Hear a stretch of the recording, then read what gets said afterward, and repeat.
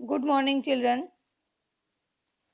मैं उषा सोलंकी श्री वशिष्ठ विद्यालय से आप सभी का हिंदी द्वितीय भाषा की कक्षा में पुनः स्वागत करती हूँ।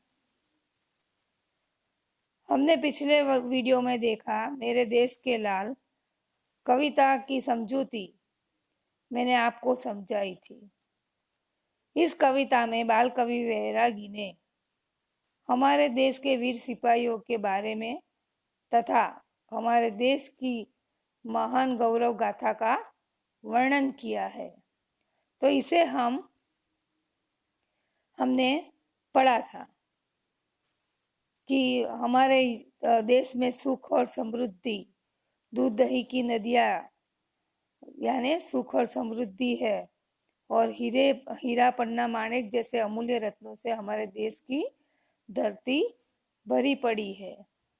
और जहाँ फसल लहराती है, हरी हरी फसल लहराती है और हिमालय के उच्च शिखर पर हमारा तिरंगा झंडा लहराता है।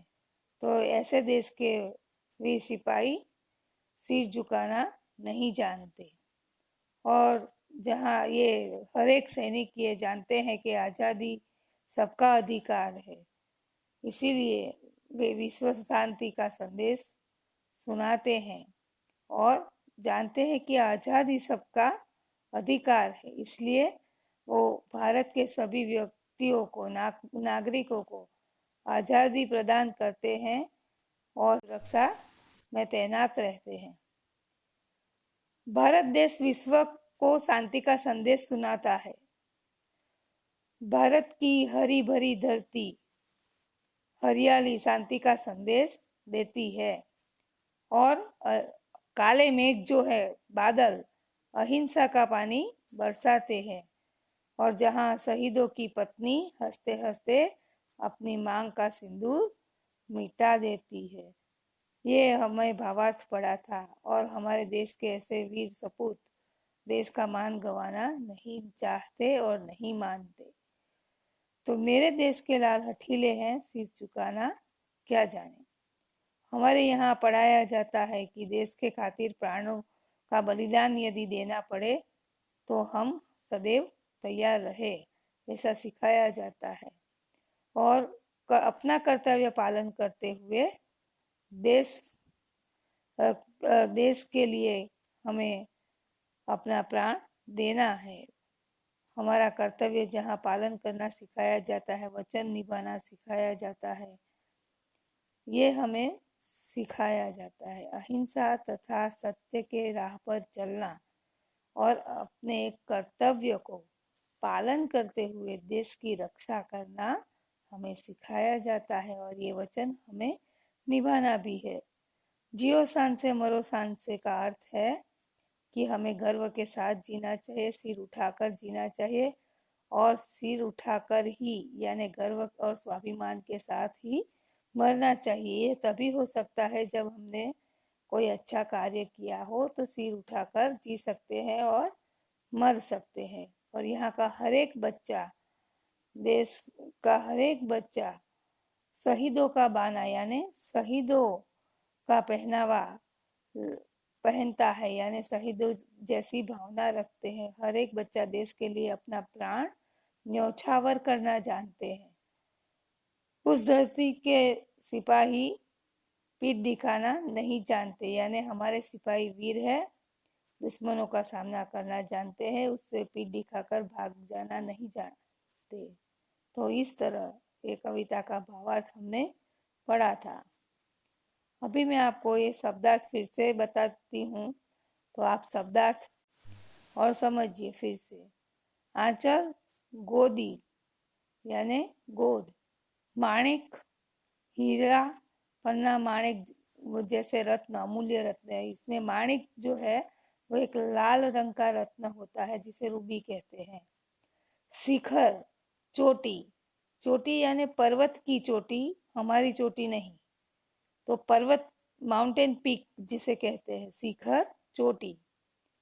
हठीले जिद्दी, जिद करना, हठ करना। शीश सिर, चुनरिया चुन्नी, हरे भरे खेत की लहराती हुई फसल, मेघ बादल सावले काले। कल्याणी इस कविता में भारतीय नारी यानी भारतीय सैनिक की पत्नी, जो सैनिक शहीद हुआ है उसकी पत्नी के लिए इस कविता में कल्याणी शब्द का प्रयोग हुआ है। मान आदर गंवाना खोना, खातिर के लिए, कौमी राष्ट्रीय, बाना पहनावा वेश, शीश झुकाना हार स्वीकार करना।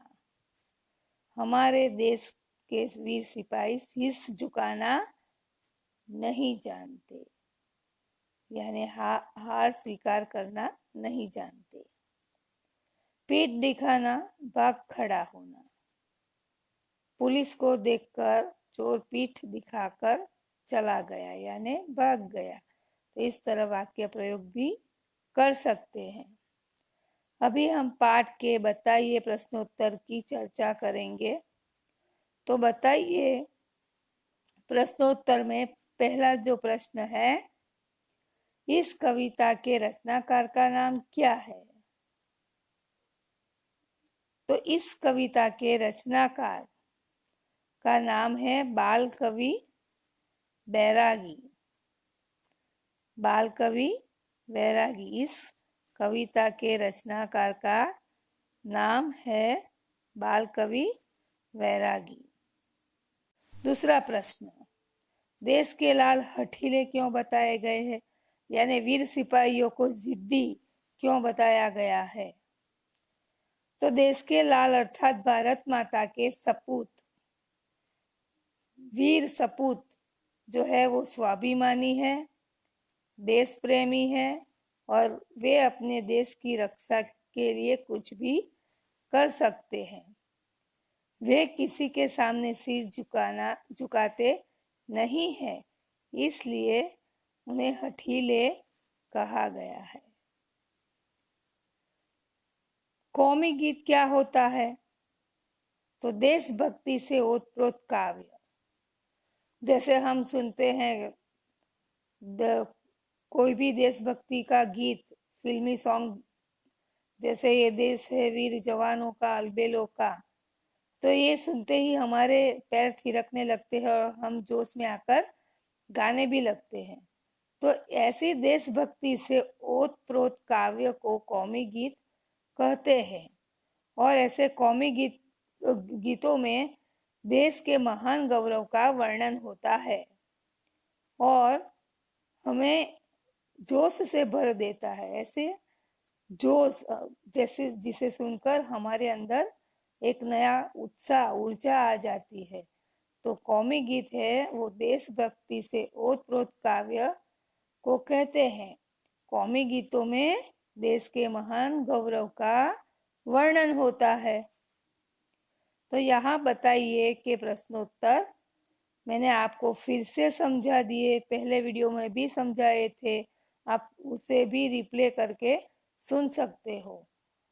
ये हम रिवीजन वीडियो बना रहे हैं, इसलिए दूसरी बार भी इसे आपको मैं समझा रही हूँ।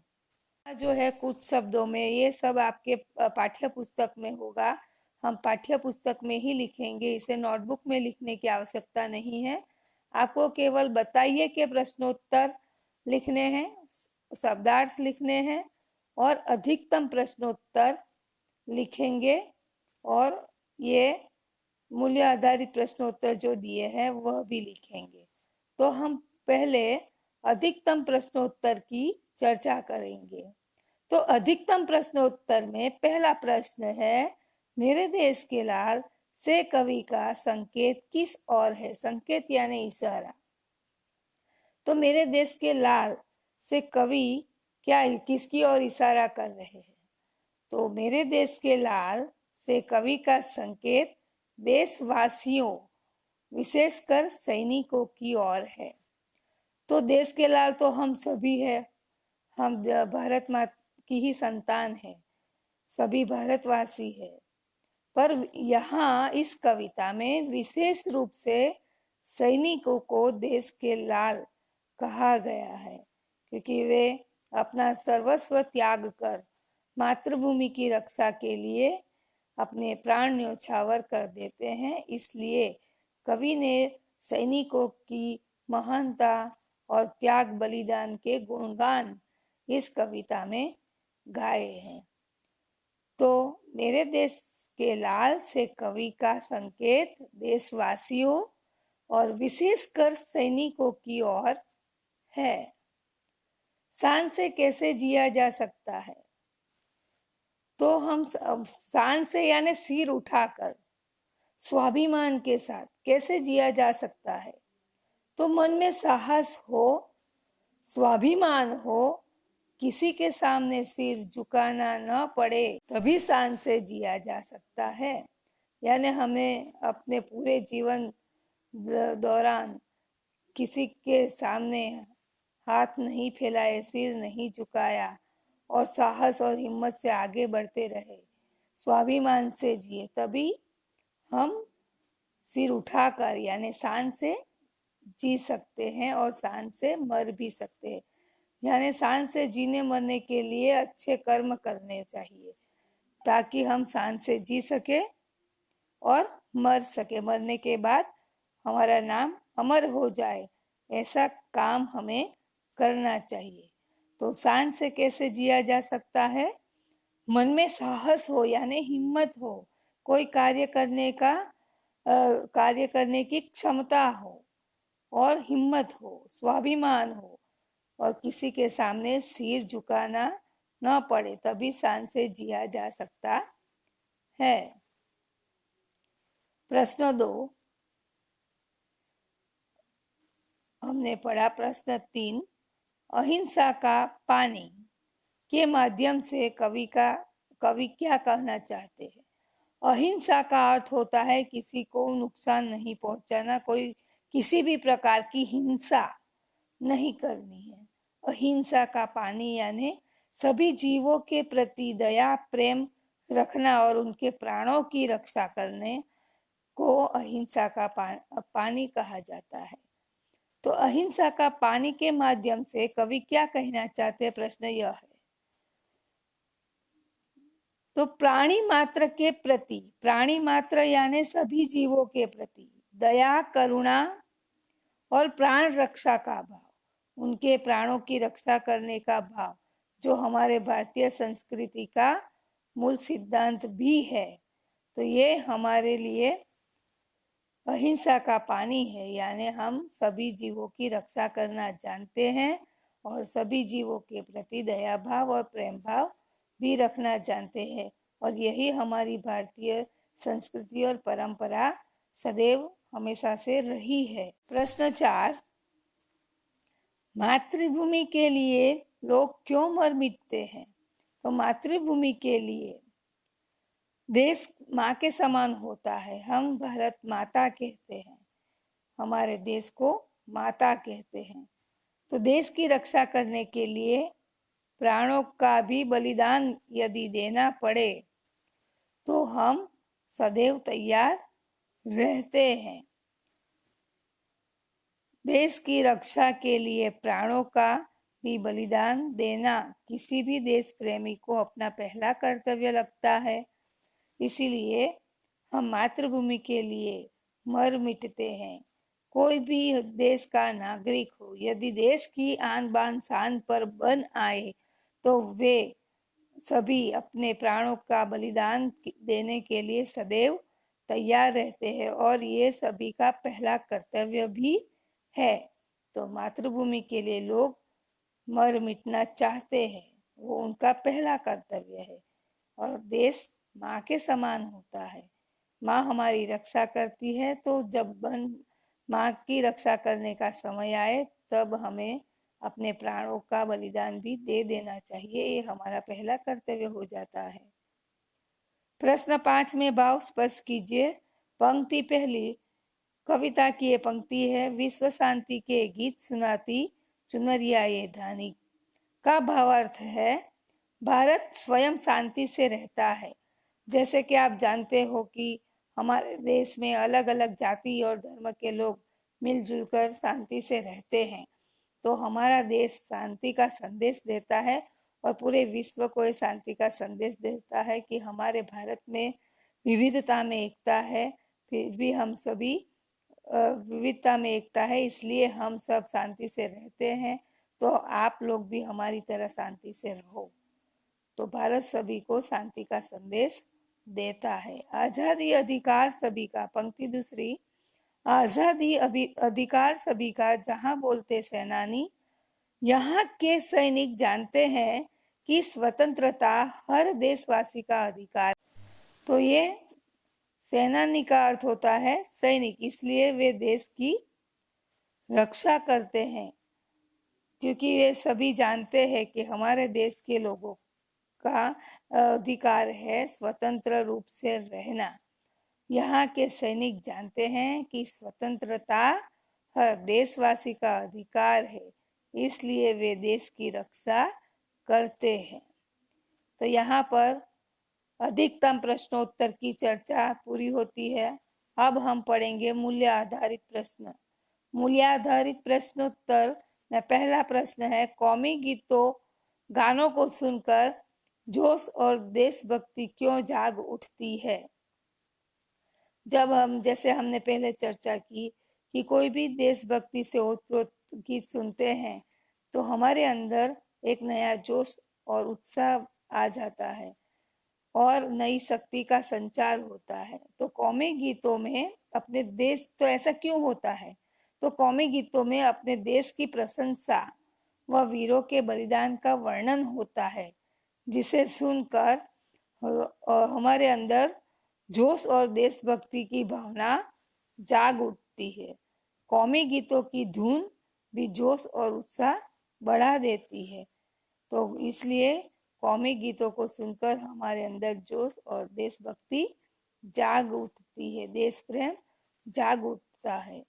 प्रश्न 2, छात्र के रूप में विश्व शांति की मुहिम में आप क्या योगदान दे सकते हैं। यानी योगदान देना यानी अपना हिस्सा देना। आप किस तरह विश्व शांति की मुहिम में योगदान दे सकते हैं, अपना हिस्सा दे सकते हो विद्यार्थियों के रूप में। तो हम छात्रों का एक संगठन बनाकर, यानी एक ग्रुप बनाकर, छात्रों का बनाकर अपने नगर में यानी शहर में, गांव में रैली निकाल सकते हैं, जिसमें पोस्टर व नारों द्वारा विश्व शांति का संदेश दे सकते हैं। जैसे अभी कोरोना के माहौल में हमारा जो नारा है, घर में रहो सुरक्षित रहो, ऐसे नारे हम उसके पोस्टर भी लगा सकते हैं। और आप जगह जगह पर देखो कि कोरोना से बचने के लिए क्या करना चाहिए, ये सभी पोस्टर भी लगाए गए हैं। तो इस तरह अभी तो हम बाहर नहीं निकल सकते, इसलिए ये सब नहीं देख पाते। तो ऐसे माहौल में जैसे हमने पर्यावरण सुरक्षा के लिए प्लास्टिक का यूज नहीं करना, प्लास्टिक का त्याग करना, ये सब जो किया था हमने स्कूल में भी, अपने स्कूल में भी ये सब पोस्टर हमने बनवाए थे। पेड़ बचाओ, जल है तो कल है, ऐसे पोस्टर हमने बचाए थे। पर्यावरण बचाओ, पृथ्वी बचाओ, इस तरह से हमने पोस्टर बनवाए थे। तो इस तरह हम छात्र के रूप में पोस्टर बनाकर, नारों का पोस्टर बनाकर, स्लोगन राइटिंग करके, पोस्टर बनवाकर, ऐसे सब हम नगर में रैली निकालकर ये मुहिम चला सकते हैं। तो हम छात्रों का एक संगठन बनाकर अपने नगर में रैली निकाल सकते हैं, जिसमें पोस्टर लगाकर और नारे लगाकर लोगों में जागरूकता ला सकते हैं। तो इस तरह हम छात्र के रूप में अपना योगदान दे सकते हैं।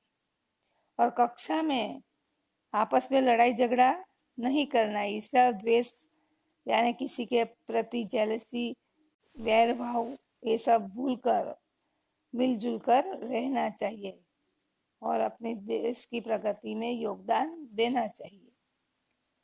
प्रश्न 3, किसी भी नागरिक के लिए देश क्या महत्व रखता है। तो देश हमारे लिए, हम देश से जुड़े हैं, यानी हर एक नागरिक देश से जुड़ा होता है। एक नागरिक देश का नाम रोशन कर सकता है, वहीं देश का नाम बदनाम भी कर सकता है।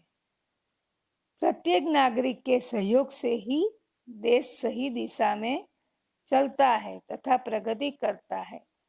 तो हमारा कर्तव्य यह है कि हम देश से जुड़े हैं, हमारे देश के नागरिक हैं और देश की प्रगति के लिए हमें अपना सहयोग देना चाहिए। आजकल हम घर में रहकर अपना सहयोग दे रहे हैं, आप लोग भी दे रहे हैं, घर पे बैठकर पढ़ रहे हैं और हम भी घर पे बैठकर आपको पढ़ा रहे हैं। ये हमारा और आप की मिलकर ये सहयोग जो है वो आपकी पढ़ाई को बरकरार रखेगा, आगे बढ़ाएगा और आप उसे समझेंगे। तो इस तरह हम देश के नागरिक देश की प्रगति में अपना सहयोग दे सकते हैं ताकि देश सही दिशा में चले और उन्नति के पथ पर आगे रहे। तो इस तरह यहाँ हमने ये मूल्य आधारित प्रश्नोत्तर की चर्चा भी कर ली। तो आशा करती हूँ कि आप पहले वाला वीडियो भी देखेंगे, इसके प्रश्नोत्तर आपने नोटबुक में लिख लिए होंगे।